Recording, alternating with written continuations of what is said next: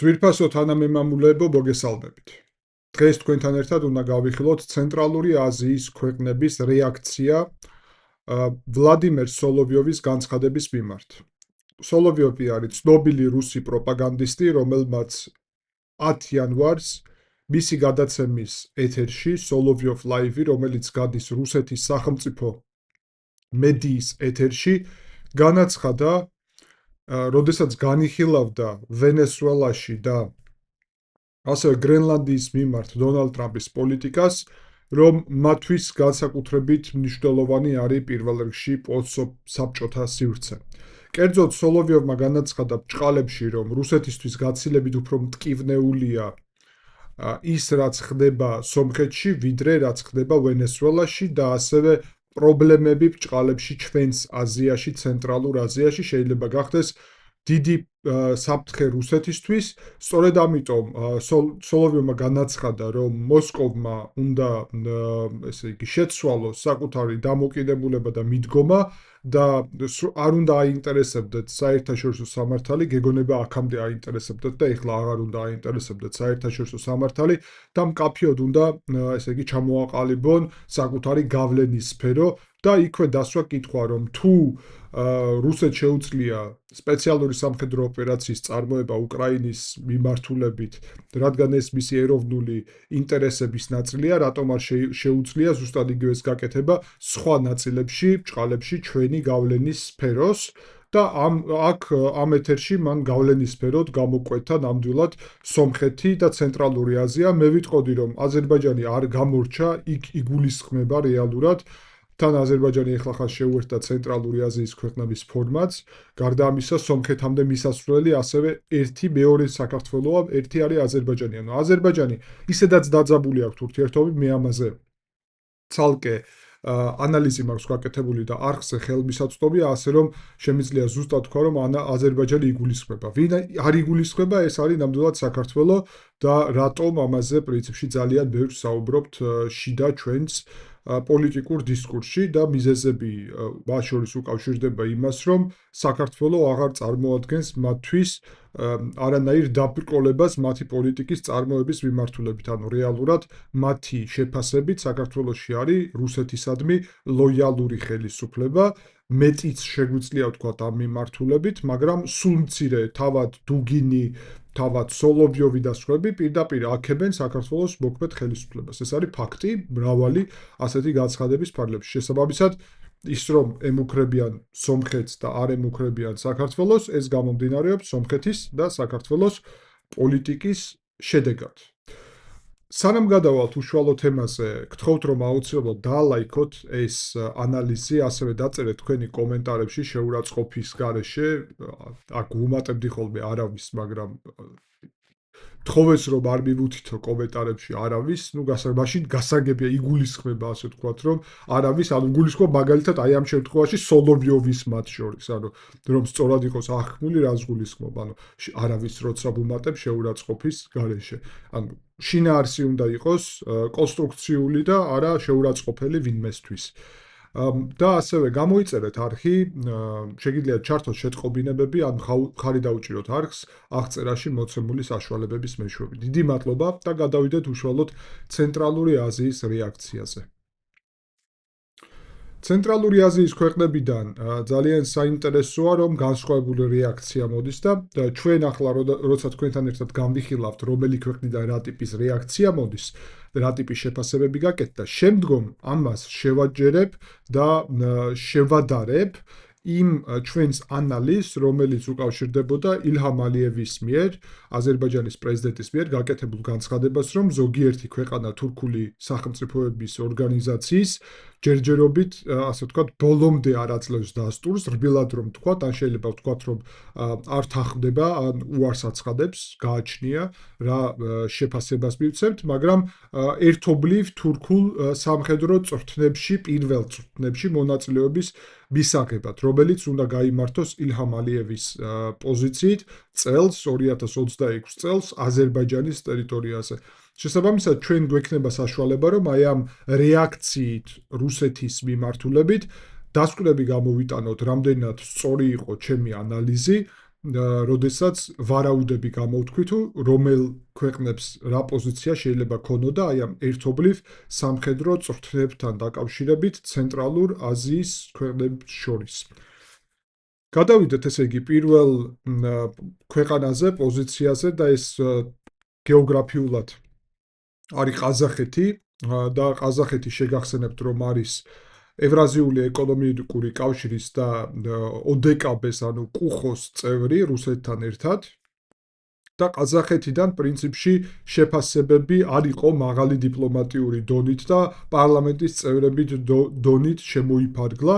პარლამენტის წევრმა ერთ-ერთმა მაგალითად აიდოს სარიმმა შეადარა სოლოვიოვის განცხადება ოღოს ბენას და თქვა რომ ამას დიდი ყურადღება არ უნდა მიაქციონ სახელმწიფო დონეზე. გარდა ამისა, თუ საჭირო იქნება, შეგვიძლია პერსონა ნონ გრატად გამოვაცხადოთ, ანუ მიუღებელ პერსონად და შევუზღუდოთო მას შესვლა ყაზახეთის ტერიტორიაზე. თუმცა პარალელურად ჩვენ ხედავთ, რომ ანალიტიკოსები სხვადასხვა ყაზახეთში საკმაოდ სერიოზულად საუბრობენ იმაზე, რომ ასეთი დამოკიდებულება, თუნდაც ხელისუფლების მიერ ყაზახეთის რომ ყურადღება არ მივაქციოთო, სრულიადაც არ ნიშნავს, რომ ეს რეალურ უსაფრთხოების პრობლემებს არ უქმნის ყაზახეთს, მისი ეს განცხადება სოლოვიოვის და მაგალითად დიმაშ ალ-ჟანოვმა ერთ-ერთმა ექსპერტმა განაცხადა, რომ ყაზახეთს აუცილებლად ჭირდება თავდაცვის შესაძლებლობების განვითარება და ინფორმაციული უსაფრთხოების ასევე უზრუნველყოფა, ხოლო პოლიტოლოგმა დოსიმ სატპაევმა განაცხადა, რომ საერთაშორისო დონეზე ბრუნდება, ესე იგი, ტურების პერიოდი და შესაბამისად აუცილებელია, რომ ეს გაითვალისწინოს ყაზახეთმა, რადგანაც დღეს ძალა არის უპირატესი და არა უფლება. შემდეგი ქვეყანა, რომელიც უნდა გამიხოთ, არის უზბეკეთი, სადაც იყო ძალიან სერიოზული რეაგირება ამ საკითხთან დაკავშირებით, კერძოდ უზბეკურმა საზოგადოებამ ძალიან ემოციურად ამაზე რეაგირება მოახდინა. ანალიტიკოსმა, მაგალითად გაირათ ხოჯა საიდალიევმა განაცხადა, რომ სოლოვიოვის აი ეს სიტყვები არის დაძველებული გავლენის სფეროების კონცეფციის ნაწილი და მოუწოდა უზბეკეთს რომ განავითაროს საკუთარი თავდაცვის შესაძლებლობები. ერთ-ერთი უნივერსიტეტის რექტორმა შერზოდხონ ყუდრათ ხოჯაევმა ესე იგი განაცხადა, რომ ეს კოლონიალური მიდგომა არის რუსეთის მიერ, როდესაც მან იქედან ანუ რუსეთიდან განაცხადა ჩვენი აზია და პრინციპში ყურადღება გაამახვილა იმაზე, რომ ომის წარმოების ამდენად გამარტივება და ნორმალურ რაღაც ფენომენად ჩვენება სერიოზული საფრთხეა და ეს არის გარკვეულწილად მომზადება კონფლიქტისთვის, ანუ ეს სერიოზულად უნდა გამიხილოთო ეს სიტყვები და უკრაინასთან პარალელები გაავლო. ყოფილმა დეპუტატმა რასულ კუშერბაევმა განაცხადა, რომ საგარეო საქმეთა სამინისტროს უნდა ქონოდა ღია პოზიცია ოფიციალური ამ საკითხთან დაკავშირებით, რადგანაც ეს საფრთხეს უქმნის უზბეკეთის სუვერენიტეტს. საზოგადოებრივმა მოღვაწეებმა ნიკიტა მაკარენკომ და ისლამ კაპარზომ ესე იგი ხაზი გაუსვეს იმას, რომ ასეთი მესიჯები შეიცავენ პოლიტიკურ გზავნილსაც კრემლისგან და უზბეკეთის დამოუკიდებლობის ეჭქვეშ დაყენება არის სერიოზული საფრთხე ორმხრივი ურთიერთობებისთვის. მოძრაობა იუქსალიშის ხელმძღვანელმა ბობურ ბეკმუროდოვმა განაცხადა, რომ ეპოქა, როდესაც ამ ქვეყნების ბედს, ამ ერების, ცენტრალური აზიის თურქული ერების ბედს წყვეტდნენ მოსკოვში ტელესტუდიებში, ესე იგი წამყვანები ამ ტელევიზიებში დასრულებულია და ნებისმიერი მუქარა სუვერენიტეტის მიმართ ამ ქვეყნის ექნება სათანადო პასუხი. რაც შეეხება თურქმენეთის და ტაჯიკეთის განცხადებებს, ტაჯიკეთში ოფიციალური კომენტარი საერთოდ არ იყო. პოლიტოლოგმა შერალი რიზოენმა განაცხადა, რომ სოლოვიოვის განცხადება ფსიქოემოციონალურ არასტაბილურობაზე მიუთითებს ამ ადამიანის და ასევე განაცხადა, რომ სერიოზულ საფრთხეს უქმნის ორმხრივ ურთიერთობებს.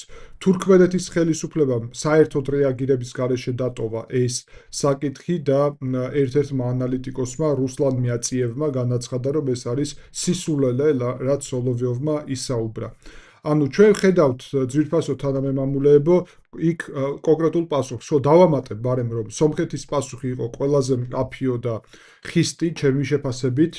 ეს ფაქტობრივი მდგომარეობა არის, ანუ სომხეთმა ერთადერთმა დაიბარა რუსეთის ელჩი საგარეო საქმეთა სამინისტროში, სადაც მას გადასცეს საპროტესტო ნოტა, ხოლო პრეს მდივანმა საგარეო საქმეთა სამინისტროს ანი ბადალიანმა განაცხადა, რომ სოლოვიავის ეს განცხადებები არის, ესე იგი, სომხეთის სუვერენიტეტის წინააღმდეგ მიმართული და არღვევს ორმხრივ მეგობრულ ურთიერთობებს. სომხეთმა მოითხოვა, ესე იგი, ოფიციალურად ამაზე განმარტება რუსული მხარის მიერ. შესაბამისად, როგორც ვხედავთ, ყველაზე სერიოზული, ასე ვთქვათ, შეფასება აქ ჰქონდა სომხეთს. თუმცა მნიშვნელოვანი არის, რომ დაბუბრუნდეთ იმ საკითხს და ვთქვათ, რომ შეგახსენებთ ახლახანს, ესე იგი, ცენტრალური აზიის ფორმატი 5 ქვეყნიდან გაფართოვდა 6 ქვეყანამდე, ანუ რაღაც გაგებით ცენტრალურ აზიას, როცა ახლა ამბობ, აზერბაიჯანსაც გულისხმობ, თავად აზერბაიჯანს მოუნდა ეს. ეს მნიშვნელოვანი მდგენელია. ასე რომ, გარკვეულწილად აზერბაიჯანსაც ეს გულისხმობდა, თუმცა აზერბაიჯანიდან რეაქცია ესეთი კი არ იყო. საზოგადოებიდან რეაქცია რუსეთის მიმართ დიდი ხანი არის და ჩვენ ამაზე ანალიზი გვაქვს გაკეთებული.